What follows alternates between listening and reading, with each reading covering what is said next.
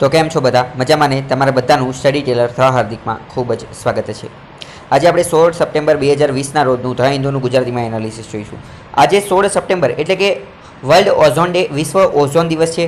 Ozone નામનો વાયુ જે છે એ સ્ટ્રેટોસ્ફિયરની અંદર જોવા મળે છે। સ્ટ્રેટોસ્ફિયર નામનું એક પડ છે જે વાતાવરણની અંદર પૃથ્વીની અંદર આવેલું છે। વાતાવરણથી થોડું ઉપર પૃથ્વી જે છે તો પૃથ્વીની ઉપર થોડું આવેલું છે। સ્ટ્રેટોસ્ફિયરની અંદર ઓઝોન આવેલો છે। ઓઝોનનું મુખ્ય કાર્ય શું છે? ઓઝોનનું મુખ્ય કાર્ય એ છે કે સૂર્યની અંદરથી જે કિરણો આવે છે તો એમાંના ઘણા બધા કિરણો એવા હોય છે કે જે અલ્ટ્રાવાયોલેટ કિરણ હોય છે, અલ્ટ્રાવાયોલેટ રેઝ હોય છે। અલ્ટ્રાવાયોલેટ રેઝને ગુજરાતીમાં કહેવાય પારજાંબલી વિકિરણો, પારજાંબલી વિકિરણો। અને આ જે અલ્ટ્રાવાયોલેટ પારજાંબલી વિકિરણો જે છે એ આપણા શરીરની ચામડી માટે, આપણા શરીર માટે ખૂબ જ હાનિકારક છે, નુકસાનકારક છે। એના કારણે ઘણા બધા સ્કિન ડિસીઝ, ચામડીના રોગો અને કેન્સરને આવી બધી વસ્તુ થઈ શકે છે, બરાબર। એટલે ઓઝોન જે છે એ એને અટકાવવાનું કાર્ય કરે છે। કોને? અલ્ટ્રાવાયોલેટ રેઝને। તો એની એટલે આપણે ઓઝોન વાયુ જે છે એને સાચવવો જોઈએ કઈ જગ્યાએ? સ્ટ્રેટોસ્ફિયરની અંદર। કારણ કે જો અહીંયા ઓઝોન વાયુ જે છે એ ઘટી જશે તો આ પારજાંબલી વિકિરણો જે છે પૃથ્વી ઉપર પહોંચી જશે અને પૃથ્વી ઉપર પહોંચશે તો આપણે ચામડીના રોગોને એ બધું થશે। એટલે ઓઝોનનું મુખ્ય કાર્ય શું છે? અલ્ટ્રાવાયોલેટ રેઝને અટકાવવાનું। તો આજનો લેક્ચર ખૂબ જ ઇન્ટરેસ્ટિંગ અને રસપ્રદ અને મહત્વનો રહેવાનો છે। તો શું તમે બધા ઇન્ટરેસ્ટેડ છો ને, તૈયાર છો ને આજનો લેક્ચર સાંભળવા માટે? So I am the Hardik Parmar and let us start our journey towards the success. આજે સૌથી પહેલાં મહત્વનો આર્ટિકલ જોઈએ તો હવે તમને ખ્યાલ હશે કે પાર્લામેન્ટ, સંસદ ચાલુ થઈ ગઈ છે। તો આપણે ઘણી બધી આની પહેલાં ચર્ચા કરેલી હતી કે સરકારે એક નવો પ્લાન બનાવેલો છે કે સરકાર હવે ઘણા બધા એરપોર્ટ જે છે એ એરપોર્ટનું પ્રાઇવેટાઇઝેશન કરવાનું છે। એટલે કે એરપોર્ટ જે છે એ ખાનગી કંપનીઓને, પ્રાઇવેટ કંપનીઓને આપી દેવાના છે અને એનું હેન્ડલિંગને એ બધી વસ્તુ પ્રાઇવેટ કંપનીઓ કરશે। ખાસ કરીને મોટાભાગના એરપોર્ટ જે છે એ અદાણીને આપી દીધેલા છે, અદાણી જે કંપની જે છે એને આપેલા છે। તો એની માટે વાત કરવામાં આવેલી હતી। અને બીજું એક નવું બિલ પણ લોન્ચ કરવામાં આવેલું હતું, કયું? Aircraft amendment bill 2020। એરક્રાફ્ટનો કાયદો એક છે તે ઓલરેડી પહેલેથી એક કાયદો હતો, પરંતુ એની અંદર અમુક સુધારા કરવામાં આવેલા છે। આ સુધારા જે છે એ લોકસભાએ ઓલરેડી પહેલેથી જ પાસ કરેલા હતા। લોકસભાએ આ બિલ પહેલાં જ પાસ કરેલું હતું અને અત્યારે ઘણી બધી હીટેડ ડિસ્કશન એટલે કે ઘણા બધા વાટાઘાટો અને ઘણી બધી ચર્ચાઓ પછી રાજ્યસભાએ પણ એને પાસ કરી દીધેલું છે વોઇસ વોટથી। વોઇસ વોટ એટલે કે બોલીને તે પસાર કરી દીધું છે। અપર હાઉસ એટલે કે રાજ્યસભાએ પાસ કરી દીધું છે, બરાબર। તો લોકસભાએ પહેલાં પાસ કરેલું હતું, રાજ્યસભાએ પાસ કરી દીધું। હવે પ્રેસિડેન્ટ જેવી સિગ્નેચર કરશે એટલે એ કાયદો બની જશે। એટલે એવું સમજો કે આ એરક્રાફ્ટ અમેન્ડમેન્ટ બિલ જે છે એ હવે કાયદો બની જ ગયું છે અથવા બનવા માટે હવે એક સ્ટેપ દૂર છે। કયું સ્ટેપ? તો કે રાષ્ટ્રપતિ સહી કરે એટલી વારની વાત છે। કોનું બિલ છે? તો કે પ્રાઇવેટાઇઝેશન ઓફ એરપોર્ટ। આ તો છે જ તે એની અંતર્ગત, પરંતુ આ એક વિશાળ બિલ છે। એની અંદર બીજી પણ ઘણી બધી વસ્તુઓ છે। બીજી કઈ કઈ વસ્તુઓ છે કે એમાં ઘણી બધી સત્તાઓને, પાવરને, ફંક્શનને એ બધું આપેલું છે જે આપણે જોઈએ। પરંતુ અહીંયા તમે સમજો કે આ શું છે? આ લોઅર હાઉસ એટલે કે લોકસભા, આને તો પહેલેથી તે એરક્રાફ્ટ અમેન્ડમેન્ટ બિલ 2020 પાસ કરેલું હતું। અત્યારે હીટેડ ડિસ્કશન એટલે કે ઘણી બધી ચર્ચાઓ વિચારણા પછી રાજ્યસભાએ પણ એને પસાર કરેલું છે। તો આ બંને સ્ટેપ પૂરા થઈ ગયા, આ સ્ટેપ પૂરા થઈ ગયા। હવે શું કરવામાં આવશે? હવે આ બિલ જે છે અહીંયા પહોંચેલું છે રાષ્ટ્રપતિ પાસે, રાષ્ટ્રપતિ સહી કરશે એટલે કાયદો બની જશે। આ જે બિલ જે છે હજી બિલ જ આપણે કહીશું, હજી આપણે એને બિલ જ કહીશું। કેમ? કારણ કે રાષ્ટ્રપતિએ સહી નથી કરેલી। રાષ્ટ્રપતિ સહી કરશે પછી એ એક્ટ બની જશે અથવા લો બની જશે। આ બિલ અંતર્ગત ડીજીસીએ શું છે? ડીજીસીએ છે directorate general of civil aviation. જો આપેલું છે directorate general of civil aviation. Civil aviation એટલે કે આ વિમાનને આ બધી લગતું ઉડવાની જે બાબતો હોય એની સાથે સંબંધિત જેટલી પણ બાબતો જોડાયેલી હોય એનું નિયંત્રણ કરવાનું કાર્ય ડીજીસીએ કરે છે, directorate general of civil aviation, બરાબર। તો આ બિલ અંતર્ગત આ ડીજીસીએ જે છે એને સ્ટેચ્યુટરી બોડી બનાવી દેવામાં આવશે। સ્ટેચ્યુટરી બોડીનો મતલબ શું થાય? સ્ટેચ્યુટરી બોડીનો મતલબ એવી બોડી કે જે એક્ટ, કાયદા દ્વારા બનાવવામાં આવેલી હોય, સંસદની અંદર કાયદો પસાર કરીને બનાવવામાં આવેલી હોય। રાજ્યસભા, લોકસભા બેની અંદરથી પાસ થઈ રાષ્ટ્રપતિ સહી કરે ત્યારે બને તો એવી બોડી બનાવવામાં આવશે। તો કોઈ પણ બોડી સ્ટેચ્યુટરી બને તો એને ઘણા બધા પાવર્સ મળી જતા હોય છે। અત્યારે જે ડીજીસીએ જે છે, અત્યારે ડીજીસીએ એ માત્ર સંસદના એક રિઝોલ્યુશન એટલે કે ઠરાવ પસાર કરીને બનાવેલી હતી। ઠરાવમાં કેવું હોય કે આ લોકસભાની અંદર અથવા રાજ્યસભાની અંદર ઠરાવ પસાર કરી દીધો, આ કોઈ એકની અંદર ફોર એક્ઝામ્પલ માની લો લોકસભાની અંદર ઠરાવ પસાર કરી દીધો તો એ બોડી બની જાય। પરંતુ એના પાવર અને એની સત્તાને, એનું ફંક્શન ને, એના કાર્યને આ બધું નિશ્ચિત હોતું નથી। કાયદો બની જાય તો એમાં બધું વિગતવાર લખેલું હોય છે। તો એક રીતે ડીજીસીએને પાવર આપેલા છે, directorate general of civil aviation, ઘણા બધા પાવર આપેલા છે। એ સ્ટેચ્યુટરી બોડી બની ગઈ। Bureau of civil aviation security જે છે એ પણ સ્ટેચ્યુટરી બોડી બની ગઈ છે। એરક્રાફ્ટ એક્સિડેન્ટલ ઇન્વેસ્ટિગેશન બ્યુરો એ પણ સ્ટેચ્યુટરી બોડી બની ગઈ છે અને આ બધા કાર્ય કરશે। શું કાર્ય છે એ પણ આપણે જોઈએ। મહત્વનું સર્વોચ્ચ એપેક્સ બોડી કઈ છે? એપેક્સ બોડી છે directorate general of civil aviation. બધા રૂલ્સ ને એ બધું બનાવવાનું કાર્ય એ કરશે। આ બિલ જે છે એને ડીજીસીએને ઘણા બધા પાવર આપેલા છે। એમાંનો એક પાવર શું છે કે પહેલા ડીજીસીએ જે છે એ કોઈ એરપોર્ટ કે એરપોર્ટ રિલેટેડ કોઈ વસ્તુ હોય, એરપોર્ટને, એરલાઇનને, આ વિમાનવાળા જે છે, વિમાનવાળી કંપનીઓ એ વ્યવસ્થિત ચાલતા ન હોય, નિયમોનું પાલન ન કરતા હોય તો એની ઉપર અત્યાર સુધી એ 10 લાખ રૂપિયાનો દંડ લગાવી શકતા હતા, એ વધારી અને હવે એની ઉપર 1 કરોડ સુધીનો દંડ લગાવી શકશે। એક રીતે ડીજીસીએ જે છે વોચડોગ બનશે. વોચડોગ એટલે કે ધ્યાન રાખવાનું, દેખરેખ રાખવાનું કાર્ય કરશે. ડીજીસીએ બીજું પણ એક મહત્વનું કાર્ય કરશે કે યુનાઇટેડ નેશન્સ અને United Nations international civil aviation દ્વારા જે આંતરરાષ્ટ્રીય લેવલે બધા દેશના લોકોએ ભેગા થઈ અને આંતરરાષ્ટ્રીય લેવલે જે સ્ટાન્ડર્ડ સેટ કરેલા છે, એમને જે નિયમો બનાવેલા છે એ નિયમોનું પણ પાલન કરવાનું અને ભારતમાં પણ એવા નિયમો થઈ શકે એવું કાર્ય કરશે. કોણ? ડીજીસીએ.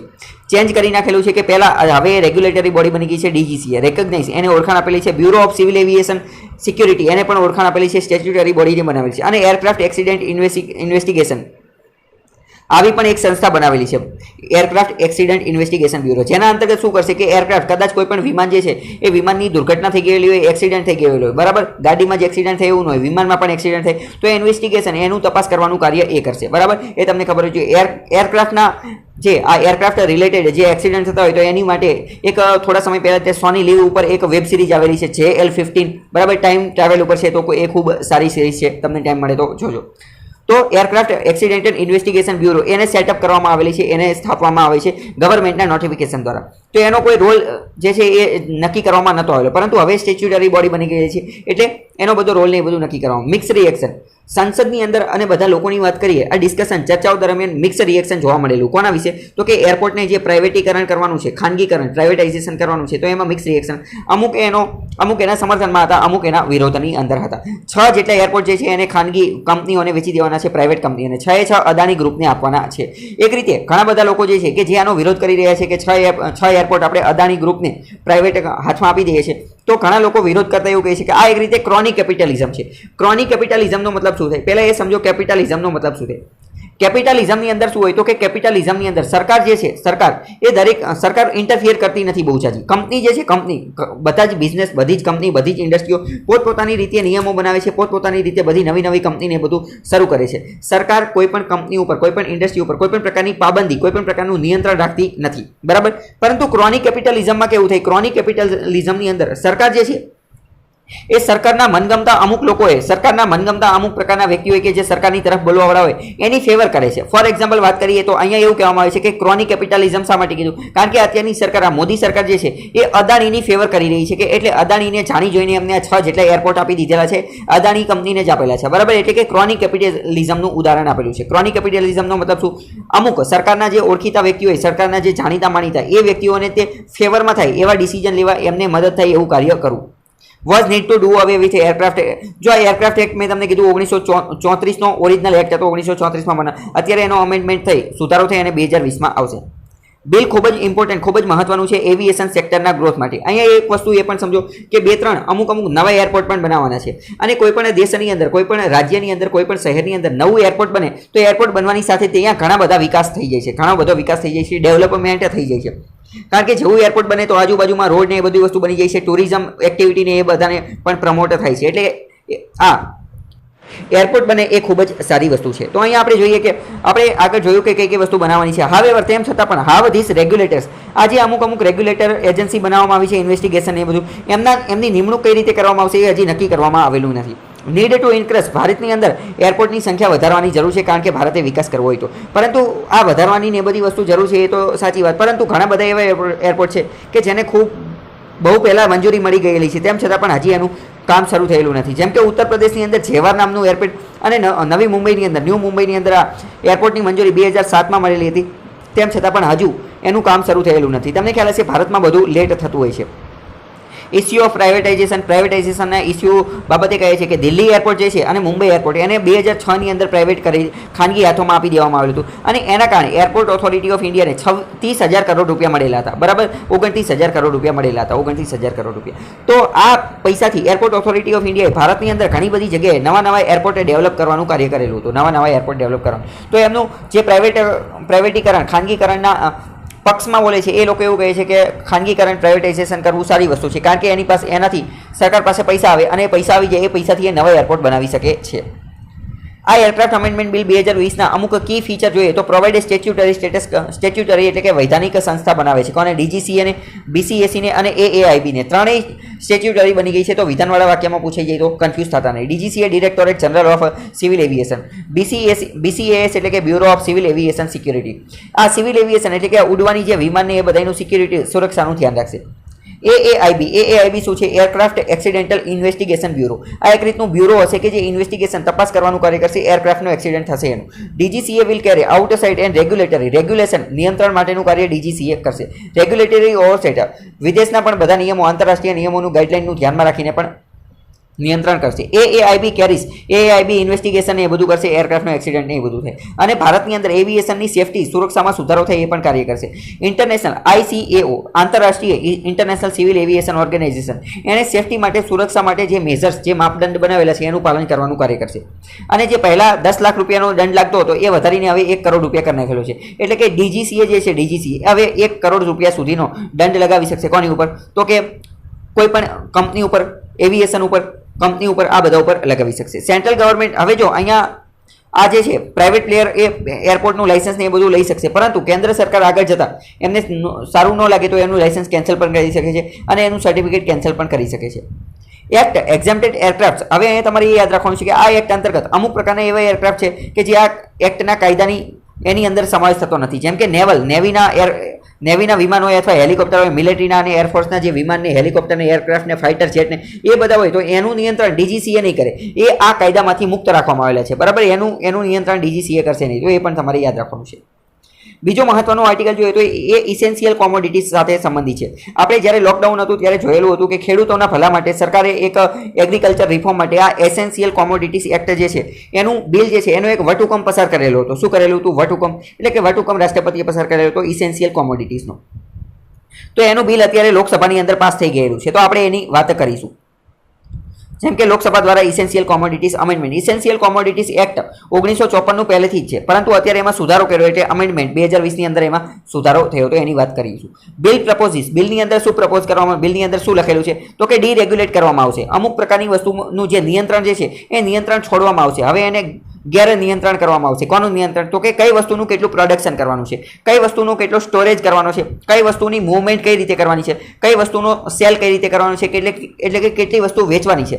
આ બધી વસ્તુ જે છે એની ઉપર પહેલા સરકારનું નિયંત્રણ હતું, તો સરકાર હવે એ નિયંત્રણ છોડશે, બરાબર. અત્યાર સુધી ફોર એક્ઝામ્પલ માની લો કે એ નામની વસ્તુ એ ઇસેન્શિયલ કોમોડિટીઝ એક્ટની અંદર છે, તો સરકાર નક્કી કરે કે એનું પ્રોડક્શન કેટલું કરવું છે. સરકાર કહી દે કે આ એ નામની વસ્તુ જે છે એના 100 યુનિટ જ બનવા જોઈએ, 100 યુનિટ જ બનવા જોઈએ, બરાબર. તો એના 100 યુનિટ જ બને, પછી 200 યુનિટ બને તો તમારી ઉપર ગુનો લાગુ પડી જાય અને તમને સજા પણ થઈ શકે. તો એનું પ્રોડક્શન, એનું સ્ટોરેજ, એની મૂવમેન્ટ અને સેલ, માની લો કે 100 બની ગયા અને સરકાર એમ કહે કે હવે આને આ જે 100 જે છે એમાંથી 50 જ અત્યારે વેચવાના છે, તો આપણે 50 જ વેચી શકીએ, બરાબર, કારણ કે ઇસેન્શિયલ કોમોડિટીઝની અંદર છે એટલે. તો ફરીથી જોઈ લો કે આ બિલ દ્વારા ઇસેન્શિયલ કોમોડિટીની અંદર અમુક વસ્તુ જે છે એ અમુક વસ્તુને ડીરેગ્યુલેટ એટલે કે નિયંત્રણમાંથી કાઢવામાં આવશે. પ્રોડક્શન, સ્ટોરેજ, મૂવમેન્ટ અને સેલ. આની અંદર કઈ કઈ વસ્તુઓ છે એ જોઈએ તો કે ફૂડ સ્ટફ, અમુક ખાવાની ખોરાકની વસ્તુઓ, ઇન્ક્લુડિંગ સિરિયલ એટલે કે ધાન્ય, પલ્સીસ એટલે કે કઠોળ, એડિબલ ઓઇલ્સ એટલે કે ખાદ્ય તેલ, ડુંગળી, ઓનિયન અને આ બધી વસ્તુ જે છે એ કાઢી નાખવામાં આવશે. અત્યારે આ બધી વસ્તુને કાઢવામાં આવશે અને સરકારનો એવો તક છે કે આ બધી વસ્તુ કાઢવાથી ખેડૂતોને ફાયદો થશે. પરંતુ પંજાબની અંદર જોઈએ તો પંજાબની અંદર બધા ખેડૂતો અને ખેડૂત સંગઠન જે છે એ આનો વિરોધ કરી રહ્યા છે કે આવું કરવું જોઈએ નહીં. બીજું વાત કરીએ કે સરકારે એવું કીધું છે કે આ બધાને અમે ડીરેગ્યુલેટ કરશું એટલે કે નિયંત્રણમાંથી કાઢશું, પરંતુ જો કદાચ કોઈ એક્સ્ટ્રાઓર્ડિનરી સર્કમસ્ટેન્સીસ, બરાબર, કોઈ આપાતકાલીન પરિસ્થિતિ આવી જશે, ઇમરજન્સી પરિસ્થિતિ અથવા એક્સ્ટ્રાઓર્ડિનરી આવી કોઈ પરિસ્થિતિ આવી જશે તો કદાચ અમે ફરીથી પણ એને રેગ્યુલેટ નિયંત્રણ કરી શકીએ છીએ. એવું નહીં કે કાઢી નાખ્યા એટલે હંમેશા માટે કાઢી નાખ્યા, સરકારની મરજીની વાત છે, અત્યારે કાઢવી છે એવું કીધું. Thousand of farmer rising up protect in the બિલનો પંજાબમાં વિરોધ કરી રહ્યા છે, આપણે કેટલાય સમયથી એ જોયેલું છે.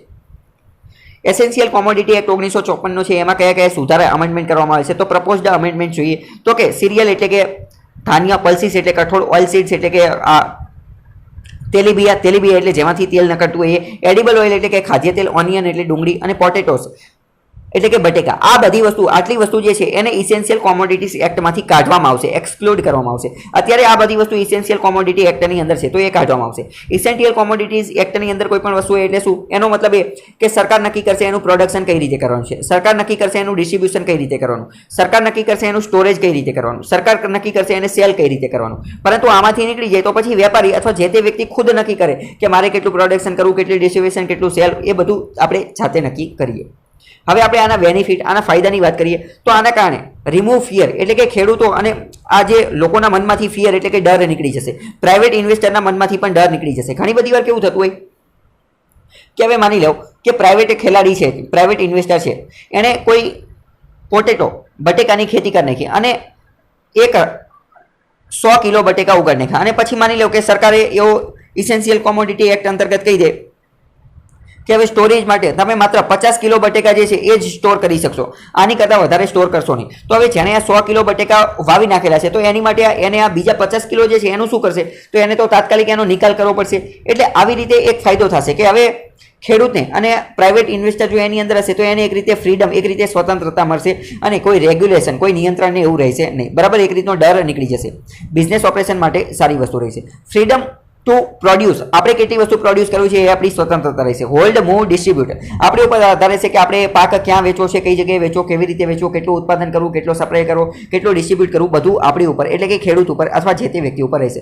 સરકારનો કંઈ ઈરાદો રહેશે નહીં અહીંયા. તો આના કારણે ઇકોનોમીઝ ઓફ સ્કેલનો ફાયદો થશે. ઇકોનોમીઝ ઓફ સ્કેલનો મતલબ શું થાય? ઇકોનોમીઝ ઓફ સ્કેલનો મતલબ એવો થાય કે જ્યારે આપણે કોઈ પણ વસ્તુ છે, કોઈ પણ વસ્તુ એનું લાંબા ગાળે અથવા મોટા પ્રમાણની અંદર ઉત્પાદન કરીએ છીએ, મોટા પ્રમાણમાં ઉત્પાદન કરીએ તો આપણને એ સસ્તી વસ્તુ મળે, એ સસ્તી પડે. જેમ કે માની લો કે ફોર એક્ઝામ્પલ આપણે એક વ્યક્તિ માટે ખાવાનું બનાવી, તો ખાવાનું આપણને મોંઘું પડે. બરાબર, કારણ કે બધી વસ્તુ એક જ વ્યક્તિ માટે રોટલી બનાવવાની, શાક બનાવવાનું, એની જ સરખામણીમાં માની લો કે આપણે 1000 વ્યક્તિનું ખાવાનું એક સાથે બનાવવાનું છે તો આપણને સસ્તું પડે. કેમ સસ્તું પડે? કારણ કે 1000 વ્યક્તિ માટેની શાકભાજી જે છે એ આપણે ડાયરેક્ટ હોલસેલમાં લઈ આવશું. એનો બધો સામાન, માલ સામાન, ખાવાનું, શાક, રોટલી, જે ધાન્ય, અનાજ, કઠોળ, આ બધું હોલસેલમાં લઈ આવશું તો આપણને સસ્તામાં પડશે. તો એનો મતલબ શું કે મોટા પ્રમાણમાં જ્યારે આપણે ઉત્પાદન કરીએ તો એ વસ્તુ આપણને સસ્તી પડે. એને કહેવાય ઇકોનોમીઝ ઓફ સ્કેલ. તો સરકારે હવે રેગ્યુલેશન, નિયંત્રણ છોડી દીધું છે તો હવે ખેડૂતો ઇકોનોમીઝ ઓફ સ્કેલનો ઉપયોગ કરી શકશે. બીજું, એટ્રેક્ટ પ્રાઇવેટ સેક્ટર. આના કારણે પ્રાઇવેટ લોકો પણ આની અંદર ઇન્ટરેસ્ટેડ ધરાવશે કે હવે અમે પણ આની અંદર ઉત્પાદન કરીએ, એગ્રીકલ્ચરમાં આવીએ. એફડીઆઈ, ફોરેન ડાયરેક્ટ ઇન્વેસ્ટમેન્ટ જે છે એ પણ આકર્ષિત થશે અને વિદેશના લોકો પણ ભારતની અંદર એગ્રીકલ્ચર સેક્ટરની અંદર ઇન્વેસ્ટ કરશે. બીજું, આના કારણે કોલ્ડ સ્ટોરેજ પણ બનાવી શકાશે. કારણ કે હવે તો ખેડૂતને, ફાર્મરને એટલી સ્વતંત્રતા મળી ગઈ છે કે જેટલું શું કહેવાય, જેટલું ઉત્પાદન કરવું એટલું કરશે. તો માની લો કે ખૂબ વધારે પડતું ઉત્પાદન થઈ ગયું તો એના સંગ્રહ માટે, સ્ટોરેજ માટે કોલ્ડ સ્ટોરેજ બનાવવા પડશે. પછી monetisation of food supply chain. આના કારણે પછી ઓટોમેટિક ફૂડ સપ્લાય ચેન બની જશે અને એ ઓટોમેટિક મોડર્ન બની જશે. બરાબર, મોડર્ન બની જશે. 1955નો આ એક્ટ હતો, 1954માં બનેલો હતો, 1955માં લાગુ થયેલો હતો. ગવર્મેન્ટે, સરકાર દ્વારા નક્કી કરવામાં રેગ્યુલેટેડ પ્રોડક્શન, સપ્લાય, ડિસ્ટ્રીબ્યુશન કહી દીધું પહેલેથી શું છે. Declare essential to make them available to consumer. હવે સરકાર આ એક્ટ શા માટે લાવવામાં આવેલી હતી એ પણ જોઈએ. કારણ કે 1955ના સમયની અંદર ભારત હજી નવું આઝાદ થયેલું હતું. તો ઘણા બધા લોકો, ઘણા બધા ઉદ્યોગપતિઓ ઘણી બધી વાર એવું કરતા હતા કે પોતે ઘણું બધું ઉત્પાદન કરી નાખે અને સંગ્રહખોરી કરી નાખતા હતા. શું કરી નાખતા હતા? હોર્ડિંગને શું કહેવાય? હોર્ડિંગનો મતલબ થાય સંગ્રહખોરી કરી નાખતા હતા. તો સંગ્રહખોરી કરે એટલે માર્કેટની અંદર એ વસ્તુની ભાવ વધી જાય. તમને ખ્યાલ હશે થોડા સમય પહેલા માસ્ક જ્યારે નવું આવ્યું કોવિડની વચ્ચે તો માસ્કનો ભાવ વધી ગયો હતો. 200, 500, 1000, 2000 ની અંદર માસ્ક મળતું હતું. બરાબર, કેમ? કારણ કે ઘણા બધા લોકોએ સંગ્રહખોરી કરી નાખેલી હતી એટલે હોર્ડિંગ. તો 1955ની આજુબાજુ આવું થતું હતું એટલે સરકારે નક્કી કર્યું કે હવે આપણે આને રેગ્યુલેટ કરી નાખીએ, આનું નિયંત્રણ કરી નાખીએ કે કોઈ પણ વ્યક્તિ આવી રીતે સંગ્રહખોરીની એ બધી વસ્તુ ન કરી શકે. એટલે અમુક વસ્તુને ઇસેન્શિયલ જાહેર કરી દીધી. ઇસેન્શિયલનો મતલબ શું થાય? ખૂબ જ જરૂરી, જીવન જીવવા માટે જરૂરી હોય એ વસ્તુ. અને સરકાર જે વસ્તુને ઇસેન્શિયલ જાહેર કરે તો એનું પ્રોડક્શન ને, સપ્લાય ને, ડિસ્ટ્રીબ્યુશન એ બધું સરકાર નક્કી કરે. તો સરકારનો આની પાછળનો ઉદ્દેશ્ય શું હતો? એનો ઉદ્દેશ્ય એવો હતો કે કન્ઝ્યુમર, ભારતના દરેક નાગરિકને, દરેક ઉપભોક્તાને આ વસ્તુ ફેર પ્રાઇસ ઉપર, યોગ્ય કિંમત ઉપર મળી શકે, સસ્તી કિંમતે મળી શકે. એવું નહીં કે કોઈ વધારે ચાર્જ કરે, એવું ન થાય. એટલા માટે available to consumer at a fair price, એની માટે આ કાયદો લાવવામાં આવેલો હતો. આની અંદર ઘણી બધી, આ એક્ટની અંદર ઘણી બધી આઇટમ હોય છે. કઈ આઇટમ હોય છે? તો કે ડ્રગ એટલે કે દવા હોય, ફર્ટિલાઇઝર એટલે કે ફર્ટિલાઇઝર એટલે કે ખેતીમાં ને બધામાં જે ઉપયોગ કરવામાં આવે, પેસ્ટિસાઇડને, આ દવાઓને એ બધું ખેતીમાં જે ઉપયોગ, જંતુનાશક દવાઓને એ બધું ફર્ટિલાઇઝર. પછી પેટ્રોલિયમ પ્રોડક્ટ, પેટ્રોલ ને ડીઝલ ને પેટ્રોલિયમ પ્રોડક્ટ. પછી હવે આમાં તમારે એ યાદ રાખવાનું છે કે કેન્દ્ર જે છે એ ગમે ત્યારે આની અંદર સુધારો કરી અને નવી કોમોડિટીઝ, નવી વસ્તુ આ કાયદા અંતર્ગત દાખલ પણ કરી શકે છે અને અમુક વસ્તુને એમાંથી કાઢી પણ શકે છે. જેમ કે મેં તમને અત્યારે જ કીધું, જ્યારે કોવિડની મહામારી આવી, માસ્કના ભાવ વધી ગયા હતા તો સરકારે તાત્કાલિક માસ્ક જે છે, માસ્કને આ એસેન્શિયલ કોમોડિટીઝ એક્ટની અંદર દાખલ કરી દીધું હતું અને એના અંતર્ગત સરકારે પછી એની પ્રાઇસ પણ કેપ કરી નાખેલી હતી. પછી આ એક્ટ અંતર્ગત સરકાર જે છે એ અમુક વસ્તુઓની એમઆરપી પણ સેટ કરે છે, મેક્સિમમ રિટેલ પ્રાઇસ. એટલે કે જેના અંતર્ગત માની લો કે 100 રૂપિયા એની એમઆરપી સેટ કરી તો 100 રૂપિયા કરતાં વધારે કિંમતમાં એ વસ્તુ ક્યારેય વેચી શકાય નહીં. બરાબર, તો આ ડિટેલમાં આપણે એક્ટ જોઈ લીધો છે.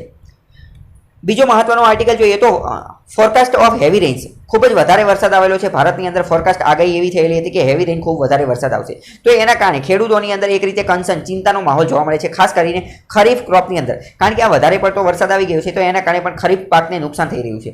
વરસાદ જે છે એ એક એવી વસ્તુ છે કે જે યોગ્ય માત્રામાં આવે તો જ સારી વસ્તુ કહેવાય. ખૂબ વધારે આવી જાય તો પણ સારું નથી, ખૂબ ઓછો આવી જાય તો પણ સારું નથી. ખૂબ ઓછો આવે તો ડ્રોટ, દુષ્કાળ પડી જાય છે, અને ખૂબ વધારે આવે તો ખૂબ વધારે આવી જાય તો પૂરને એ બધું આવી જાય છે. તો એ તમને ખબર હોવી જોઈએ. તો સેન્ટ્રલ એન્ડ વેસ્ટર્ન ગ્રોવિંગ રિજિયનની અંદર આ ખરીફ પાકને નુકસાન થાય એવી પરિસ્થિતિ જોવા મળેલી છે. હવે આપણે એ સમજવાની કોશિશ કરીશું કે મોન્સૂન એટલે કે ચોમાસાની ભારતના એગ્રીકલ્ચર ઉપર શું અસર પડે છે. તો પહેલાં તો એ સમજો કે ભારતની ઇકોનોમી ચોમાસા અથવા તો ખેતીથી ચાલતી ઇકોનોમી છે. કારણ કે ભારતની અંદર ઘણા બધા લોકો જે છે એ ખેતીની પ્રવૃત્તિ સાથે જોડાયેલા છે. તમને એવો પ્રશ્ન થશે કે ભારતની ઇકોનોમી તો સર્વિસ સાથે જોડાયેલી નથી. તો ભારતની ઇકોનોમી સર્વિસ સાથે જોડાયેલી છે. સર્વિસની અંદરથી આપણને સૌથી વધુ પૈસા મળે છે, સર્વિસમાંથી સૌથી વધુ પૈસા મળે છે. પરંતુ સર્વિસની અંદર જોડાયેલા વ્યક્તિઓ જે છે એ ખૂબ ઓછા છે. આની સાથે જોડાયેલા વ્યક્તિઓ ઓછા છે, અને સર્વિસ સેક્ટર ખૂબ ઓછા લોકોને રોજગારી આપે છે. જ્યારે ભારતના 60%થી વધુ લોકો જે છે, 60%થી વધુ લોકો એ ખેતી સાથે જોડાયેલા છે. એટલે ભારતની ઇકોનોમી એ રીતે જોઈએ, બરાબર, લોકોના રોજગારની દ્રષ્ટિએ જોઈએ તો ખેતી એગ્રીકલ્ચર ઇકોનોમી છે, અને ઘણા બધા લોકોને રોજગાર આપે છે. બીજું, ભારતની અંદર ઇરિગેશન એટલે કે સિંચાઈની એટલી બધી સુવિધા બધી જગ્યાએ ઉપલબ્ધ નથી. ખેડૂતો, ગરીબ ખેડૂત પાસે સિંચાઈની એની સુવિધા ઉપલબ્ધ નથી. એટલે એનો આધાર કોની ઉપર હોય છે? એનો આધાર, મુખ્ય આધાર જે છે એ માત્ર અને માત્ર વરસાદ ઉપર હોય છે. વરસાદ ઉપર જો વરસાદ સારો આવે તો પાક સારો થાય. પાક સારો થાય તો એને પાક વેચાઈને પૈસા મળે. વરસાદ સારો ન આવે તો પાકને બધું ન થાય, બરાબર. બીજું તમારે એ પણ યાદ રાખવાનું છે કે જો વરસાદ સારો ન થાય, પાકને નુકસાન થાય, પાક નાશ થઈ જાય અને પાક આપણને મળશે નહીં, તો ભારત દેશ પણ ખૂબ મોટો દેશ છે. તો ભારત દેશની અંદર પણ આપણને એ પાકને ખાવાની ને એ બધી વસ્તુ મળશે નહીં. અને આપણે જે અમુક પાક જે છે, અમુક ખાવાની જે ઘઉં ને બાજરીની એ બધી વસ્તુ વિદેશમાંથી મંગાવવી પડશે જો ભારતની અંદર નહીં મળે તો આ પણ તમારે યાદ રાખવાનું છે. તો Indian economy dependent on agriculture, આપણે એગ્રીકલ્ચર ઉપર આધાર રાખીએ છીએ. ભારતના ખેડૂતની વાત કરીએ તો એ મોન્સૂનના વરસાદ ઉપર ખૂબ જ આધાર રાખે છે. 70% ભારતની વસ્તી ફાર્મિંગ સાથે જોડાયેલી છે, ડાયરેક્ટલી અથવા ઇનડાયરેક્ટલી. કોન્ટ્રીબ્યુશન જીડીપીના 18% જે છે, જીડીપીના 18% એ ખેતીમાંથી આપણને મળે છે.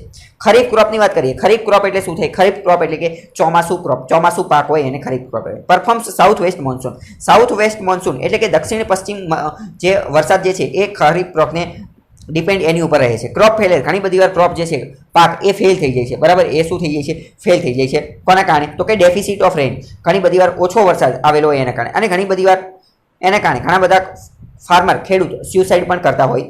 ખરીફ ક્રોપ અને રવિ ક્રોપ વિશે વાત કરીએ. ખરીફ ક્રોપ કયો પાક છે? તો કે મોન્સૂનની અંદર લેવામાં આવે, ચોમાસાનો. રવિ ક્રોપ કયો છે? રવિ તો એ વિન્ટર એટલે કે શિયાળુ પાક છે. ખરીફ ક્રોપ જે છે તો હોટ એન્ડ વેટ કન્ડિશનમાં, ગરમ અને ઠંડા પ્રદેશની અંદર ઉગાડવામાં આવે છે. એને ગરમ અને ઠંડો પ્રદેશ જોતો હોય અથવા એવી કન્ડિશન જોતી હોય. રવિ ક્રોપની વાત કરીએ તો એ કોલ્ડ અને ડ્રાય જોતો હોય. કોલ્ડ એટલે કે ઠંડુ અને સૂકી હવામાન હોય એ જોતી હોય. ખરીફની વાત કરીએ તો this crops are sown in the beginning, જૂનથી જુલાઈની વચ્ચે ઉગાડવામાં આવે છે. અને રવિ ક્રોપ જે છે નવેમ્બર ઓક્ટોબરની અંદર ઉગાડવામાં આવે છે. ચોથા નંબરની વાત કરીએ કે ખરીફ ક્રોપ, તો કે ધીસ ક્રોપ્સ હાર્વેસ્ટ, આમનું જે હાર્વેસ્ટ લણણી કટિંગ પ્રકારનું કાપવાનું કાર્ય જે છે એ સપ્ટેમ્બર ઓક્ટોબરમાં થાય છે, એટલે કે ચોમાસાના અંતમાં. અને રવિ ક્રોપનું જે કટિંગ, હાર્વેસ્ટ, લણણી જે છે એ માર્ચની આજુબાજુમાં થાય છે. અમુક એક્ઝામ્પલ આવેલા છે ખરીફ ક્રોપના, તો કે રાઈસ, ચોખા, મેઇઝ એટલે કે મકાઈ, ગ્રાઉન્ડનટ એટલે કે મગફળી, સોયાબીન, ગ્રીન ગ્રામ, કોટન એટલે કે કપાસ, બ્લેક, આ બધી વસ્તુ જે છે એ ખરીફ ક્રોપ છે. રવિ ક્રોપની વાત કરીએ તો વ્હીટ એટલે કે ઘઉં, પછી ગ્રામ, મસ્ટર્ડ, પી એટલે કે વટાણા, આ બધી વસ્તુ જે છે એ રવિ ક્રોપ છે, એ તમને શિયાળુ પાક છે. તો જો મોન્સૂન, ચોમાસું ખરાબ હશે તો એના કારણે ઓછું પ્રોડક્શન થશે, કોનું? ક્રોપનું એટલે કે પાકનું. અને એના કારણે ભારત દેશે ઇમ્પોર્ટ પણ કરવું પડશે, કારણ કે ભારતની માટે તે જો અનાજ ભારત દેશમાં જ ઉગશે નહીં તો આપણે બહારથી ખરીદવું પડશે. બીજો મહત્વનો આર્ટિકલ જોઈએ તો ભારતનો આપણો જે એક્સપોર્ટ જે છે એ ઘટી ગયું છે. આપણું એક્સપોર્ટ ઘટી ગયું છે. એક્સપોર્ટનો મતલબ શું? એક્સપોર્ટનો મતલબ આપણે ભારત દેશ વિદેશની અંદર જે વેપાર કરે, વિદેશની અંદર જે વસ્તુ વેચે એને એક્સપોર્ટ કહે. તો આપણું એક્સપોર્ટ જે છે એ 12% જેટલું ઘટી ગયું છે. અને એના કારણે આપણું ટ્રેડ ડિફિસિટ, વેપારની અંદર આપણને ઘાટો, વેપારની અંદર આપણને નુકસાન, વેપાર ખાધ જે છે એ આપણી $6 બિલિયન આજુબાજુ થઈ ગઈ છે, જે સારી વસ્તુ છે નહીં. સતત છઠ્ઠા મહિને આપણો એક્સપોર્ટ જે છે એ 12% જેટલો ઘટી ગયો છે, અને 22.7 બિલિયન ઓગસ્ટમાં ઘટી ગયેલો છે. સરકારે આ બધો ડેટા આપેલો છે, જેના અંતર્ગત એવું જાણો, કન્ટ્રીઝ મર્કેન્ડાઇઝ ઇમ્પોર્ટ્સ, આપણે વસ્તુઓનો જે ઇમ્પોર્ટ કરીએ છીએ એ પણ ડિક્લાઇન થયો છે, બરાબર. આપણું ઇમ્પોર્ટ પણ ડિક્લાઇન થયું છે અને આપણો એક્સપોર્ટ પણ ડિક્લાઇન થયો છે, એ તમને ખબર હોવી જોઈએ, બરાબર. ઓઇલ ઇમ્પોર્ટ આપણે વિદેશમાંથી જે ઓઇલ ખરીદીએ છીએ એ પણ 41% જેટલું ઘટી ગયું છે, કારણ કે ઓઇલ આપણે ખરીદીને શું કરવી, લોકો વપરાશ જ કરતા નથી, લોકો જ ઓઇલ ખરીદતા નથી, તો પછી સરકાર ઓઇલ ખરીદીને ક્યાં મૂકશે, એટલે ઓઇલનો ઇમ્પોર્ટ પણ ઘટી ગયો છે. અહીંયા તમારે એ યાદ રાખવાનું છે કે ગોલ્ડનો ઇમ્પોર્ટ જે છે એ વધી ગયો છે, એમાં જમ્પ, એમાં ઉછાળો આવેલો છે, કારણ કે લોકો જ્યારે આવી મહામારીની મંદીની પરિસ્થિતિ હોય ત્યારે લોકો ગોલ્ડની અંદર ઇન્વેસ્ટ કરતા હોય છે, એ સેફ ઇન્વેસ્ટમેન્ટ છે, એટલે ગોલ્ડનું ઇમ્પોર્ટ વધી ગયું છે. Federation of Indian export organisation એમણે આના વિશે ચિંતા વ્યક્ત કરેલી છે અને એવું કીધેલું છે કે અમુક લેબર ઇન્ટેન્સિવ સેક્ટર જે છે એનો એક્સપોર્ટ ઘટેલો છે. અમુક એવી વસ્તુ જે આપણે એક્સપોર્ટ કરીએ છીએ કે જેમાં ખૂબ જ ઘણા બધા શ્રમિકો, લેબર, મજૂરની જરૂર પડતી હોય અને એનો એક્સપોર્ટ ઘટેલો છે, એટલે એનું ઉત્પાદન ઘટેલું છે, અને એનું ઉત્પાદન ઘટેલું છે એટલે હવે આગળ જતા આ લેબર, આ શ્રમિકો જે છે એ કામ વગરના થઈ જશે, કારણ કે એમનું એક્સપોર્ટ થતું નથી, માલ એમને બનેલો એમને પડેલો રહે છે, કોઈ વેચાતો જ નથી, કોઈ ખરીદતું જ નથી, એટલે આ લેબર, શ્રમિકોને કાઢી નાખવામાં આવશે અને આ બધો સમસ્યા થશે. બીજો મહત્વનો આર્ટિકલ જોઈએ તો ભારતની અંદર $1 બિલિયન એફડીઆઈ જે છે એ ચાઇના તરફથી આવેલી છે. ભારતના 1600 જેટલા નાના નાના ફિલ્મ્સ, નાના નાના બિઝનેસ, નાના નાના ઉદ્યોગોની અંદર $1 બિલિયન જેટલી એફડીઆઈ, ફોરેન ડાયરેક્ટ ઇન્વેસ્ટમેન્ટ છે, ચાઇનામાંથી આવેલી છે. બરાબર. હવે પ્રશ્ન પૂછવામાં આવેલો તો સરકાર કહેતી હોય છે કે આપણે આત્મનિર્ભર બનવું છે, ઓલું બનવું છે, ભારતની જ અંદર બધું મેન્યુફેક્ચરિંગ કરવું છે, તેમ છતાં પણ 1600 જેટલા એવા બિઝનેસ છે કે જેમાં ચાઇનાએ ઇન્વેસ્ટમેન્ટ કરેલું છે, ચાઇનાએ પૈસા આપેલા છે. આ ડેટા જે છે એપ્રિલ 2016 થી લઈ અને માર્ચ 2020 સુધીનો છે. 46 સેક્ટરની અંદર, ભારતના 46 સેક્ટરની અંદર ચાઇનાની કંપનીઓએ ઇન્વેસ્ટમેન્ટ કરેલું છે. આ સેક્ટરની અંદર કયા મહત્વના સેક્ટર સૌથી વધુ કેમાં કરેલું છે તો કે ઓટોમોબાઈલ ઇન્ડસ્ટ્રીની અંદર, એટલે કે ગાડીને, બાઇકને એ બધું બનાવવાનું, એના પાર્ટ્સ બનાવવાના એ ઇન્ડસ્ટ્રીની અંદર. પ્રિન્ટિંગ ઓફ બુક્સ એટલે કે કિતાબ છાપવા, પુસ્તકો છાપવાની બાબતમાં. ઇલેક્ટ્રોનિક્સની અંદર, સર્વિસીસ, સેવાઓની અંદર, ઇલેક્ટ્રિકલ ઇક્વિપમેન્ટ્સ, આ બધાની અંદર 100 મિલિયન કરતાં પણ વધારે ડોલરનું ઇન્વેસ્ટમેન્ટ કરેલું છે. ઓટોમોબાઈલ અને સર્વિસની અંદર ખૂબ જ વધારે ઇન્વેસ્ટમેન્ટ કરેલું છે, એફડીઆઈ લાવેલું છે ચાઇના તરફથી. ઓટોમોબાઈલ એટલે કે આ ગાડીને, બાઇકને એ બધું બનાવવાની વસ્તુ હોય, એની અંદર ચાઇનાનું ઇન્વેસ્ટમેન્ટ એફડીઆઈ $172 મિલિયન આજુબાજુ હતું, જ્યારે સર્વિસીસ સેક્ટરની અંદર $140 મિલિયન આજુબાજુ હતું. તમારે એ યાદ રાખવાનું છે કે ભારતની અંદર જે સારા સારા સ્ટાર્ટઅપ છે, આ ઝોમેટો, પછી આ પેટીએમ, આ ફોનપે, આ બધી વસ્તુની અંદર ચાઇનાની ઘણી બધી કંપનીઓ, જેમ કે અલીબાબાનું એ બધાનું ઘણું બધું ઇન્વેસ્ટમેન્ટ છે, એ તમને ખબર હોય. Ministry of commerce and industry આ ડેટા આપેલો છે અને કીધેલું છે આ બાબતે એફડીઆઈ ડેટા સેલ કમ્પ્લાઇન્સ જે છે એને આ બધો ડેટા આપેલો છે. આ બધો ડેટા કોને આપેલો? કોમર્સ મિનિસ્ટ્રીએ. બીજો મહત્વનો આર્ટિકલ જોઈએ તો આરબીઆઈ દ્વારા એક પ્રકારનો ડ્રાફ્ટ બનાવવામાં આવેલો છે, જેની અંદર બધી ગાઈડલાઈન આપેલી છે, એટલે કે નીતિ, નિયમો અને નિયમો આપેલા છે, રેગ્યુલેશન ને એ બધા. કોની માટેના નિયમો તો કે રૂપી-આઈઆર ડેરિવેશન. એ શું છે એ આપણે જોઈશું.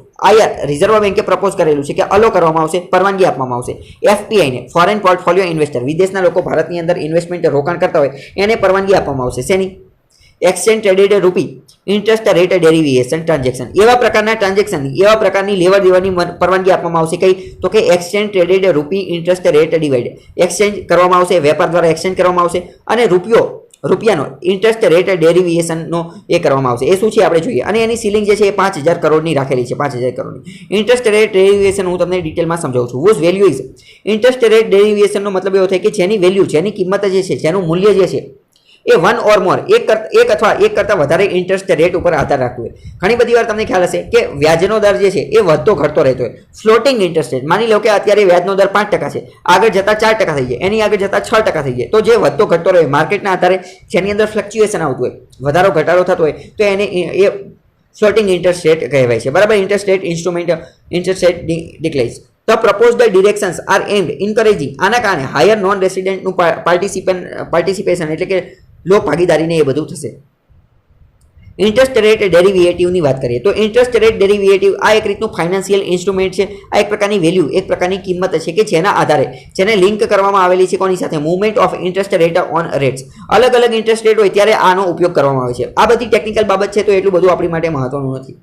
Interest rate derivative often used by hedge fund, institutional development bank, company દ્વારા ઉપયોગ કરવામાં આવે છે. ક્યારે ઉપયોગ કરવાનો? તો કે પ્રોટેક્ટ ધેમસેલ્ફ, તેમને સુરક્ષા આપવા માટે. કોનેથી? તો કે માર્કેટની અંદર જે વ્યાજનો દર વારંવાર ઘટતો હોય, વધતો હોય, માર્કેટની અંદરનો વ્યાજનો દર વધઘટ થતી હોય, તો ત્યારે પોતાને સુરક્ષા મળી રહે એની માટે આ ઇન્ટરેસ્ટ રેટ ડેરિવેશન એ એક પ્રકારના ટૂલ્સ તરીકે કાર્ય કરે છે. તે also can be used refine holders risk profile, એમના રિસ્ક પ્રોફાઇલને પણ નાબૂદ કરવા માટે વપરાય છે. બીજો મહત્વનો આર્ટિકલ જોઈએ તો ભારતની ઇકોનોમી જે છે એ ફાઇનાન્શિયલ યર 2021ની અંદર 9% જેટલી માઇનસમાં જતી રહેશે. સ્ટ્રિંક થશે એટલે કે માઇનસમાં જશે 9% જેટલી. એવું કોણે કીધેલું છે? એવું કીધેલું છે એડીબી. એડીબી એટલે કે Asian development bank. Asian development બેંકનું હેડક્વાર્ટર મનીલા, ફિલિપાઇન્સની અંદર છે. આ તમને ખબર હોવી જોઈએ. બરાબર, એમને કીધેલું છે કે અને આ એડીબીની અંદર 68 જેટલા સભ્યો આવેલા છે અને 50 દેશા 49 જેટલા એવા દેશો છે કે જે એશિયાની અંદર આવેલા છે, એ તમને ખબર હોવી જોઈએ. આના સૌથી મોટા શેર હોલ્ડર કોણ છે તો એ જોઈએ તો 31 ડિસેમ્બર 2019ના ડેટા પ્રમાણે સૌથી વધુ શેર એડીબીના કોની પાસે છે તો જાપાન પાસે કેટલા છે 15%, અને અમેરિકા પાસે પણ 15% છે. વિધાનવાળા વાક્યમાં જો કહી દે કે એશિયન ડેવલપમેન્ટ બેંકની અંદર સૌથી વધુ શેર ભારતના છે, વાત પડી જાય ખોટી. સૌથી વધુ શેર ચાઇનાના છે, વાત પડી જાય ખોટી. સૌથી વધુ અમેરિકા અને જાપાનના છે. બીજા નંબરે સૌથી વધુ શેર કોના છે 6% ચાઇનાના, અને ત્રીજા નંબરે ભારતના 6.3%, અને પછી છે ઓસ્ટ્રેલિયાના. તો આ તમારે યાદ રાખવાનું છે. એડીબીનો ઉદ્દેશ્ય શું છે તો કે પ્રમોશન કરવાનું કાર્ય કરે છે. સોશિયલ એટલે કે સામાજિક, અને ઇકોનોમિક એટલે કે આર્થિક ડેવલપમેન્ટ, એશિયાની અંદર વિકાસ થાય. કયો વિકાસ થાય? સામાજિક અને આર્થિક લેવલે વિકાસ થાય એવું કાર્ય કરે છે. એડીબી કમિટેડ છે એટલે કે એમને એવો નિશ્ચય રાખેલો છે, ઉદ્દેશ્ય, એમને એવી કસમ ખાઈ લીધી છે કે અમે અચીવ કરીશું. શું અચીવ કરીશું? Prosperous, inclusive, resilient, sustainable Asia. એશિયાની અંદર અમે બધી વસ્તુ સારી લાવશું, એને પ્રોસ્પરસ બનાવીશું, એને ઇન્ક્લુઝિવ, દરેક વ્યક્તિનો સમાવેશ કરીશું અને અહીંયા વિકાસ કરવાની કોશિશ કરીશું. એશિયા અને પેસિફિક બંનેને જોડી અને ઘણી બધી વસ્તુ કરીશું. એમનો એક બીજો એ પણ કમિટેડ, એવી પણ એમને કસમ ખાઈ લીધી છે કે ઇરેડિકેટ એક્સ્ટ્રીમ પોવર્ટી, જે અતિ ઉચ્ચ પ્રકારની ગરીબી જે છે, ગરીબી, એક્સ્ટ્રીમ પોવર્ટી, અતિ પછાત લેવલની ગરીબી, એને દૂર કરવાની કોશિશ કરીશું. મનીલા, ફિલિપાઇન્સમાં એનું હેડક્વાર્ટર છે. કોનું? એડીબીનું.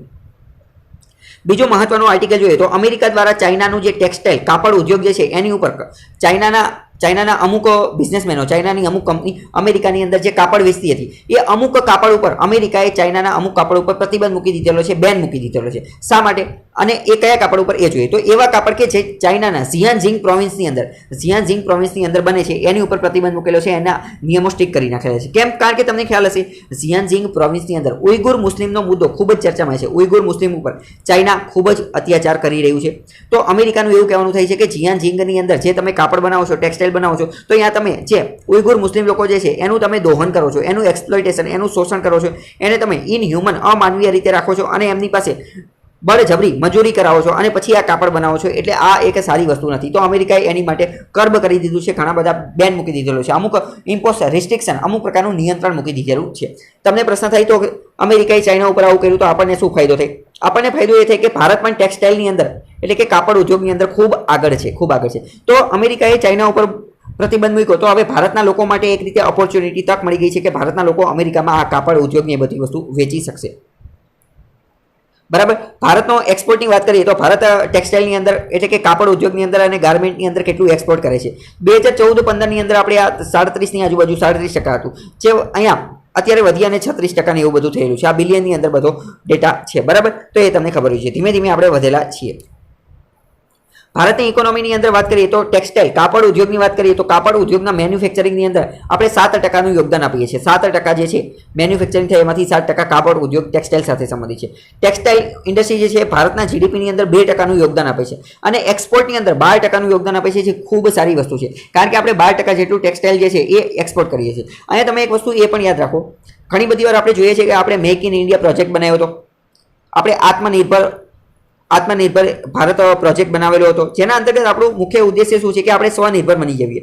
પરંતુ સ્વનિર્ભર બનવા માટે આપણે આપણું મેન્યુફેક્ચરિંગ જે છે, ઉત્પાદન માટેની ક્ષમતા, એને સ્ટ્રોંગ બનાવવી પડશે, એને મજબૂત બનાવવી પડશે. કેમ? કારણ કે જે મેન્યુફેક્ચરિંગ યુનિટ જે છે એમાં બધી કંપની, નાના કારખાના એ બધું બનાવવામાં આવે અને એ એવી વસ્તુ છે કે જેની અંદર ઘણા બધા લોકોને રોજગારી, ઘણા બધા લોકોને નોકરી મળી જાય. પરંતુ ભારતની અંદર વાંધો શું છે કે ભારતે એગ્રીકલ્ચરથી ડાયરેક્ટ સર્વિસીસ સેક્ટરની અંદર જમ્પ મારી દીધો છે.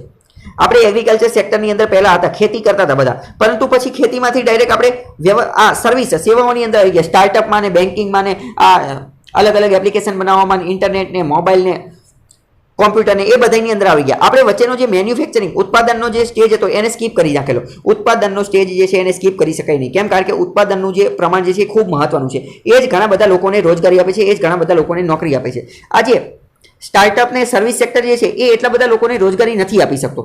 હવે એનો મતલબ એવો નથી કે આ જે સર્વિસ સેક્ટર જે છે એ કોઈને રોજગારી નથી આપતો, એ પણ રોજગારી તો આપે જ છે, પરંતુ મેન્યુફેક્ચરિંગ એની જે સરખામણી જે છે એની સરખામણીએ ઓછી આપે છે. મેન્યુફેક્ચરિંગની અંદર શું હોય તો કે ઉત્પાદન કરવાનું હોય, પ્રોડક્શન કરવાનું હોય, તો કંપની બનાવવાની હોય, કારખાનું બનાવવાનું હોય. કારખાનાની અંદર ઘણા બધા લોકોને રોજગારી મળે છે.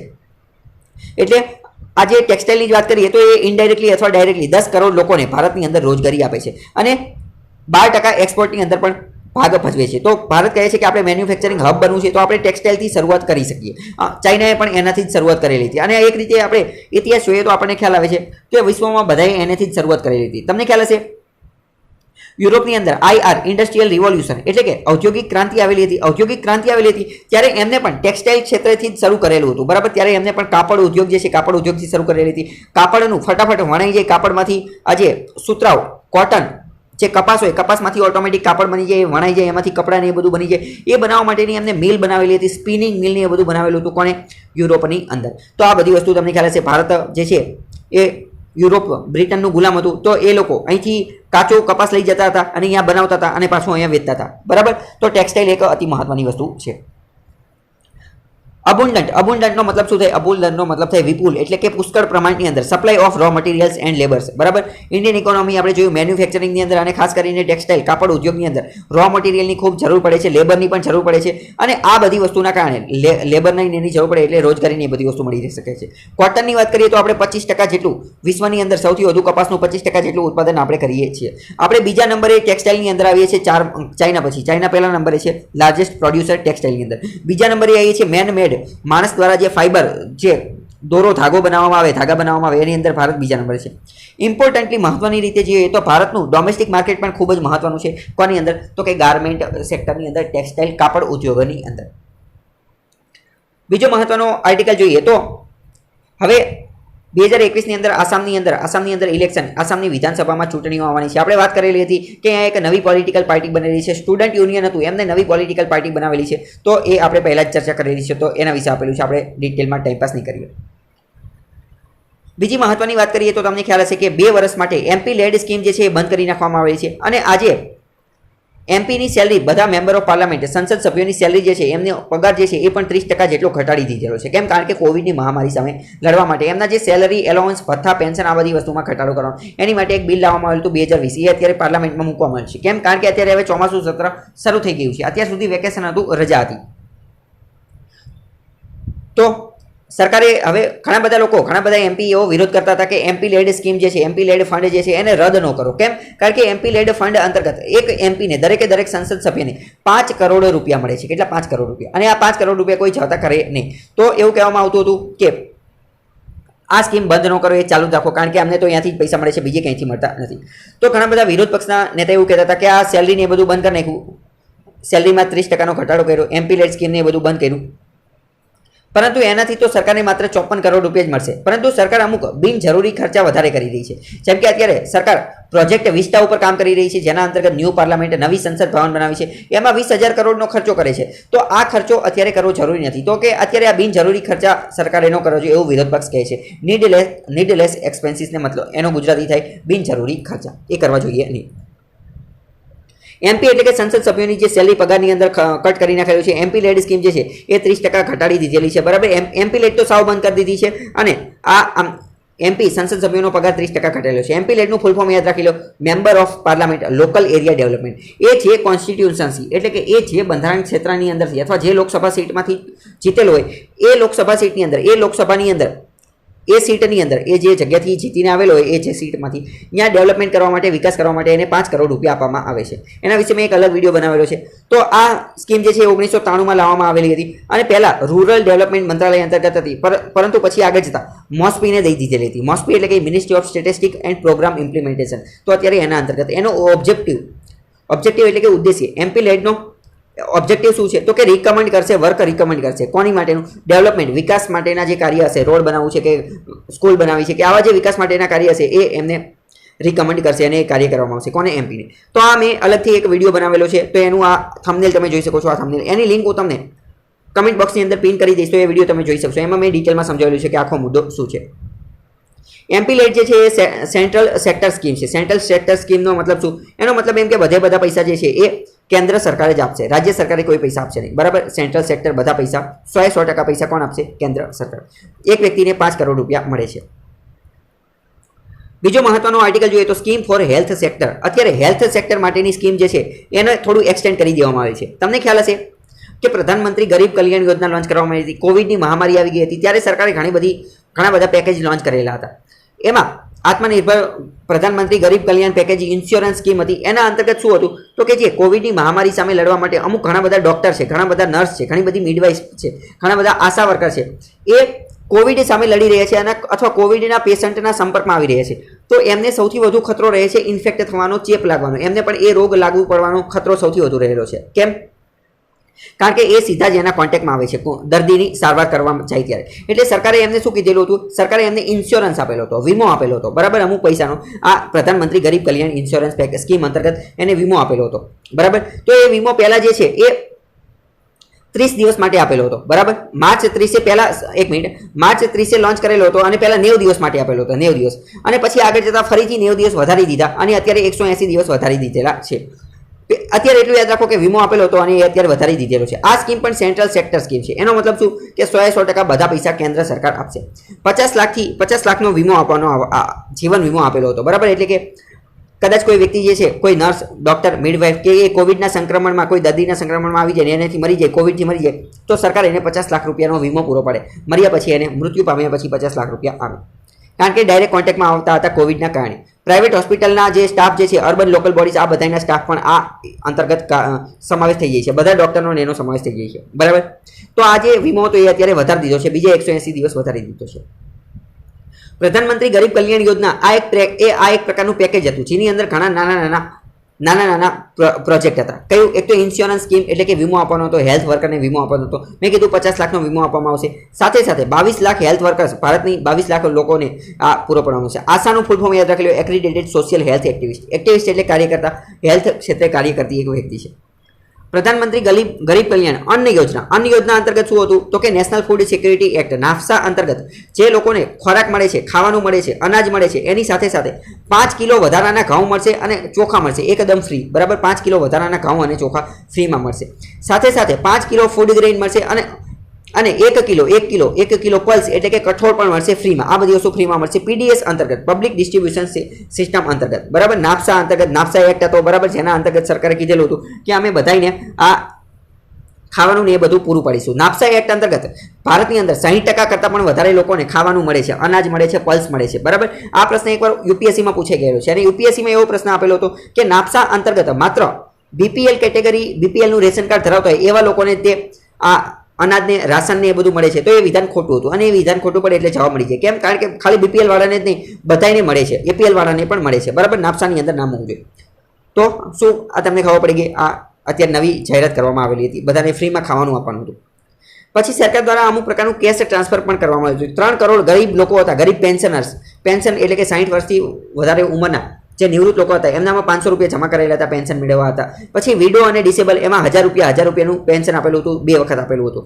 20 કરોડ મહિલાઓને જનધનમાં ખાતું હતું, એમને દર મહિને 500 રૂપિયા આપેલા હતા. પછી જેમને ઉજ્જવલા અંતર્ગત કુકિંગ ગેસ કનેક્શન લીધેલું હતું, ગેસનું કનેક્શન, એમને ફ્રીમાં ગેસ સિલિન્ડર આપેલું હતું.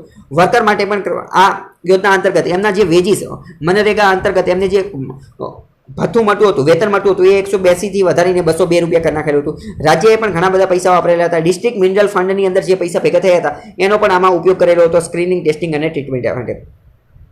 લેન્ડ ઓવિંગ, જે જમીન ધરાવતા ખેડૂતો હતા એમને 2000નો હપ્તો આપેલો હતો. 2000નો હપ્તો કોની માટે તો કે પીએમ કિસાન યોજના અંતર્ગત 2000ના ટોટલ 3 હપ્તા આપવાના હતા. 2000ના એટલે ટોટલ 2, 4 અને 6000 આપવાના હતા. તો એમાંના 2000 આપી દીધા હતા. સેલ્ફ હેલ્પ ગ્રુપ એટલે કે જે સેલ્ફ હેલ્પ ગ્રુપ જે છે, આ સખી મંડળો ને એ બધા, તો એ બધાને કેન્દ્ર દ્વારા ઘણા બધા પૈસા અને લોન ને એ બધું આપવામાં આવેલું હતું. અમુક જે એમ્પ્લોય એટલે કે નોકરી કરવાવાળા લોકો જે છે, તો નોકરી કરવાવાળા લોકોનું 24% એમ્પ્લોયમેન્ટ પ્રોવિડન્ટ ફંડ જે છે એ સરકાર ભરશે એવી પણ જાહેરાત કરવામાં આવી હતી. પછી woman help self help group એટલે મહિલાઓના સખી મંડળો હતા, એમને કોલેટરલ ફ્રી લોન આપવામાં આવશે. કેટલા સુધીની? 20 લાખ સુધીની લોન આપવામાં આવશે, પરંતુ કઈ કોલેટરલ ફ્રી એટલે કે કંઈ પણ વસ્તુ ગીરવે નહીં મૂકવી પડે, એમને મતે કોઈ પણ પ્રકારની ગીરવે મૂક્યા વગર લોન આપશે. આ loan national rural livelihood mission અંતર્ગત આપવામાં આવતી હતી. બીજો મહત્વનો આર્ટિકલ જોઈએ તો ફ્યોર દેન 34,000 કરતાં પણ ઓછા ઇન્ટરસ્ટેટ માઇગ્રન્ટ વર્કર્સ 2019ની અંદર આ 34,000 કરતાં પણ ઓછા વર્કર જોવા મળેલા હતા ઇન્ટરસ્ટેટ માઇગ્રન્ટની અંદર. એ તમને ખબર.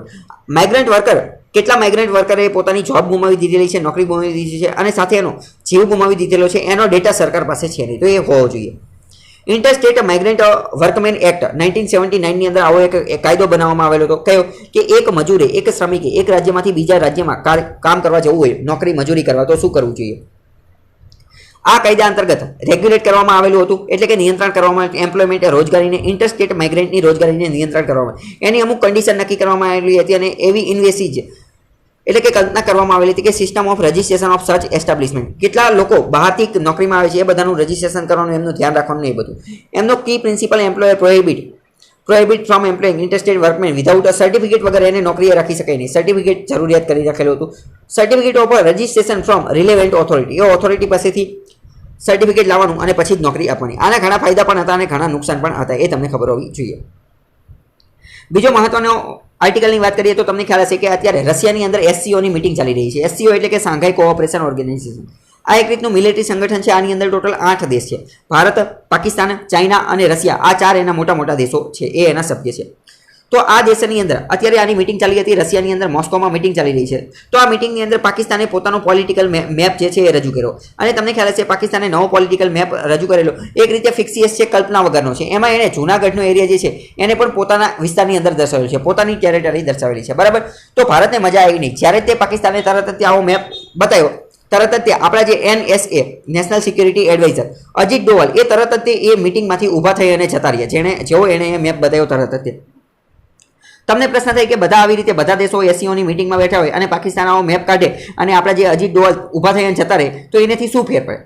તો આવી બધી વસ્તુથી ઇન્ટરનેશનલ રિલેશનની અંદર ખૂબ મોટો ફેર પડતો હોય. આના કારણે એક રીતે પાકિસ્તાનને એક સ્ટ્રોંગ સંદેશ, એક સ્ટ્રોંગ મેસેજ મળે છે કે બીજી વાર આવું ન કરવું જોઈએ. બીજું, રશિયાને પણ એક રીતનો સ્ટ્રોંગ મેસેજ મળે છે. કેમ? કારણ કે એસસીઓ જે છે, એસસીઓનું આ વખતની આ જે મિટિંગ જે છે એનું એ મિટિંગનો હેડ કોણ છે? એ અત્યારે રશિયા છે. રશિયાએ આ મિટિંગનું આયોજન કરેલું છે. એટલે રશિયાને પણ એક રીતે મેસેજ મળે કે આપણે પણ હવે પાકિસ્તાનને રોકવું જોઈએ. ચાઇનાને પણ એક રીતે મેસેજ મળે. તો ઇન્ટરનેશનલ રિલેશનની અંદર આવી જે નાની નાની વસ્તુ કે આપણે મિટિંગ જે છે એ એટેન્ડ નથી કરતા, મિટિંગને બોયકોટ કરીએ છીએ અથવા ઊભા થઈને જતા રહીએ છીએ, તો આ બધી વસ્તુથી એક સ્ટ્રોંગ મેસેજ સેન્ડ થતો હોય છે, બરાબર. તો આ તમને ખબર હોય છે પાકિસ્તાને ફિક્સિયસ મેપ જે છે એ લોન્ચ કરેલો છે અને પાકિસ્તાને એક રીતે એસસીઓનું જે ચાર્ટર એટલે કે શાંઘાઈ કોઓપરેશન ઓર્ગેનાઇઝેશન એનું ચાર્ટર હોય, એના અમુક નિયમ હોય, એનું ઉલ્લંઘન કરેલું છે. રશિયાએ ઘણી બધી કોશિશ કરી પાકિસ્તાને કે તમે આ મેપ ન બતાવો, તેમ છતાં પણ પાકિસ્તાન કોઈનું માન્યું નહીં અને મેપ બતાવ્યો તે.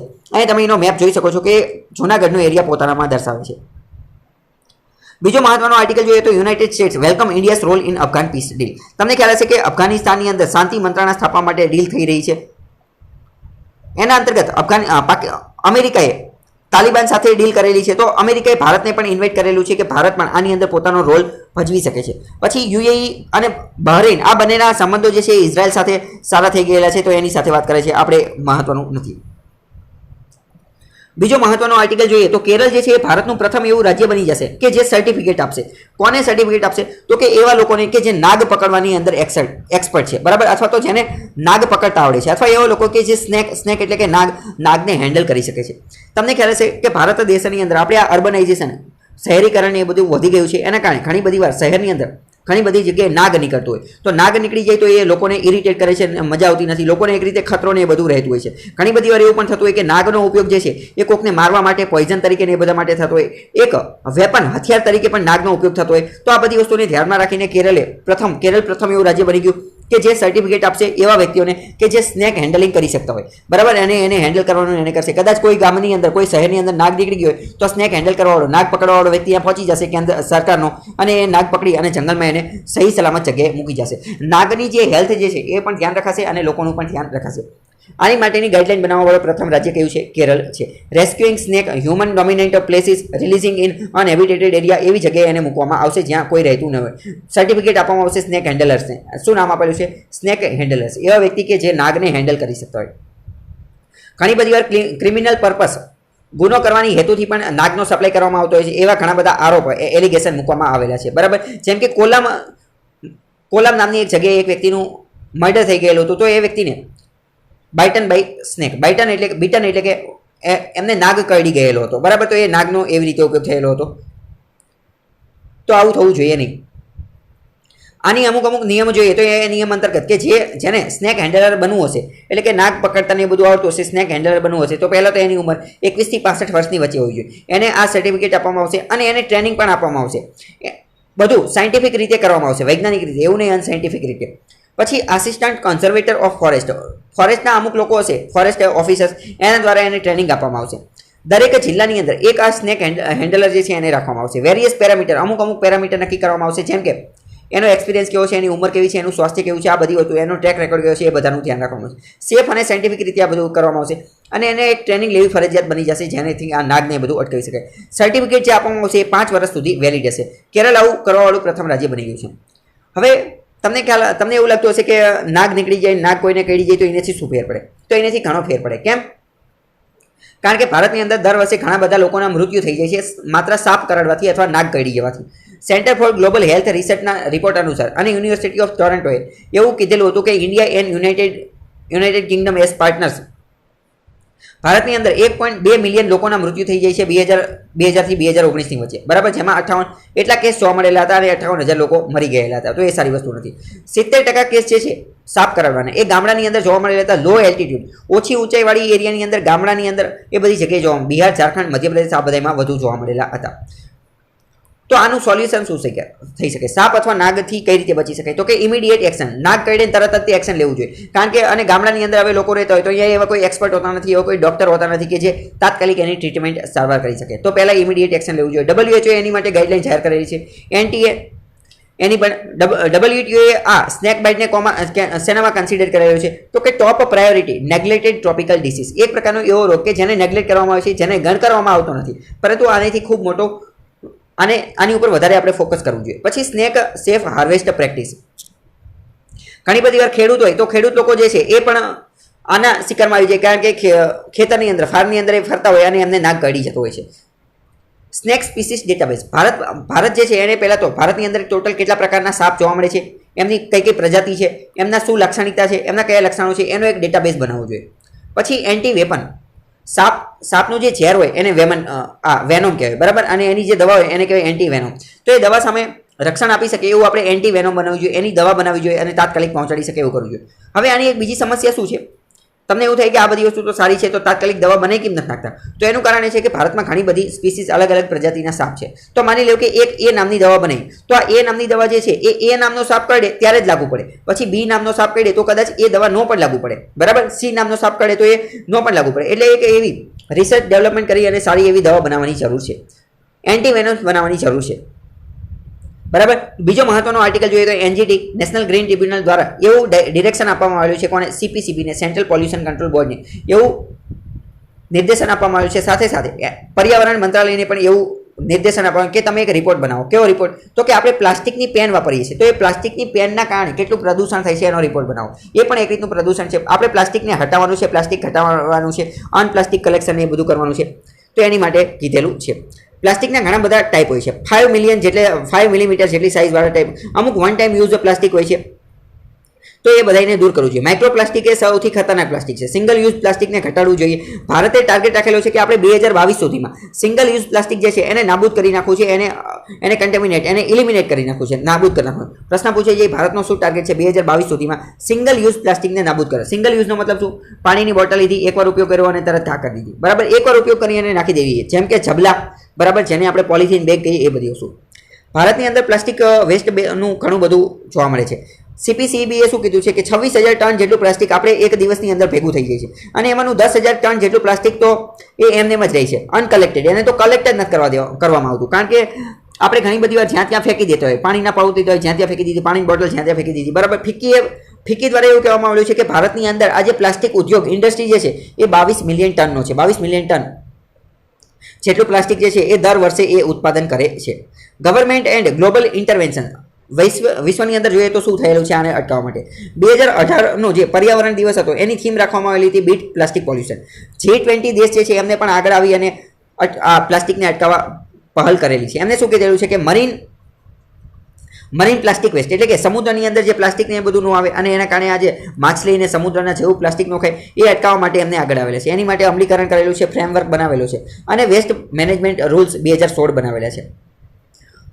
અનપ્લાસ્ટિક કલેક્ટિવ. અમુક પ્રકારે અનપ્લાસ્ટિક કલેક્ટિવ શું છે એ જોઈએ તો અનપ્લાસ્ટિક ડાયરેક્ટ પૂછે છે કે આ શું છે, તો અનપ્લાસ્ટિક કલેક્ટિવ UPC આ એક રીતનું વોલેન્ટિયરી ઇનિશિયેટિવ છે, એટલે કે સ્વૈચ્છિક રીતે એક રીતે કરવામાં આવેલી પહેલ છે. કોને લોન્ચ કરેલી છે? તો કે UNEP, United Nations Environment Programme Bharat અને WWF અને કોન્ફેડરેશન ઓફ ઇન્ડિયન ઇન્ડસ્ટ્રી આ બધા ભેગા થઈને કરેલી છે, જેના અંતર્ગત મિનિમાઇઝ, ઓછામાં ઓછું કરવામાં આવશે પ્લાસ્ટિકના કારણે જે ઇકોલોજી અને સોશિયલ હેલ્થ, સમાજને અને સ્વાસ્થ્યને જે નુકસાન થાય છે એના નુકસાનને ઓછામાં ઓછું મિનિમાઇઝ કરવામાં આવશે.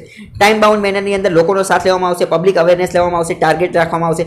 આ બધા દ્વારા પ્લાસ્ટિકને એલિમિનેટ કરવામાં આવશે, રીયુઝનો પ્રોત્સાહન આપવામાં આવશે, પ્લાસ્ટિકને રિપ્લેસ કરવામાં આવશે, એ બધું કરવામાં આવશે. અને પ્લાસ્ટિક કલેક્ટિવ દ્વારા કોણે કરેલું છે? ભારતનું એની અંદર, ભારત પણ છે એની અંદર, એટલે મહત્વનું છે. હવે અમુક પ્લાસ્ટિક એવો હોય કે જે રિસાયકલેબલ હોય, બરાબર, તો એ તમને ખબર હોય છે. અહીંયા બધી વસ્તુ આપેલી છે, જેમ કે જો અહીંયા 1 અને 2 આ પ્રકારના પ્લાસ્ટિક હોય તો એ બંને રિસાયકલેબલ હોય, પરંતુ અહીંયા 7 ટાઈપના હોય તો એ ક્યારેય રિસાયકલેબલ હોતા નથી. આ પોઝ કરીને તમે જોઈ શકો છો, અથવા તમે પીડીએફ ડાઉનલોડ કરીને પણ જોઈ શકો. તમે આપણે જે ચિપ્સ ખાતા હોય, વેફર ને એ બધું, તો જો એનું આ જે પ્લાસ્ટિક હોય એ નોન રિસાયકલેબલ હોય છે, તો એ આપણે ઓછો ઉપયોગ કરવો જોઈએ, બરાબર. તો આજ માટે આટલું રાખીએ. બાકી તમે આ ફેસબુક, ટ્વિટર, ઇન્સ્ટાગ્રામ એ બધી જગ્યાએ જોડાઈ શકો છો. તો બાકી આ ઇન્સ્ટાગ્રામની અંદર તમે જોડાઈ શકો, સ્ટડી ટેલરની અંદર, તો ત્યાં તમને એમસીક્યુ ને એ બધું મળી જશે. ટેલિગ્રામમાં જોડાઈ જશો તો ત્યાં તમને પીડીએફ ની બધી વસ્તુ મળી જશે. બાકી ટ્વિટરમાં ને એ બધામાં પણ તમે મારી સાથે જોડાઈ શકો છો, પ્રશ્ન પૂછી શકો છો, કંઈ ડાઉટ હોય તો જણાવી શકો છો.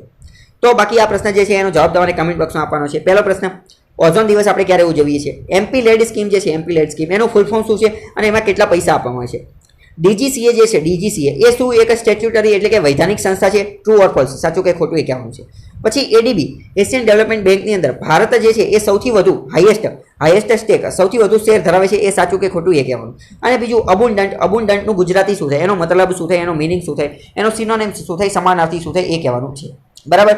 તો આજ માટે આટલું રહેવા દઈએ. બાકી કાલે મુલાકાત થશે. ત્યાં સુધી જોડાયેલા રહો સ્ટડી ટેલર ધ હાર્દિક સાથે.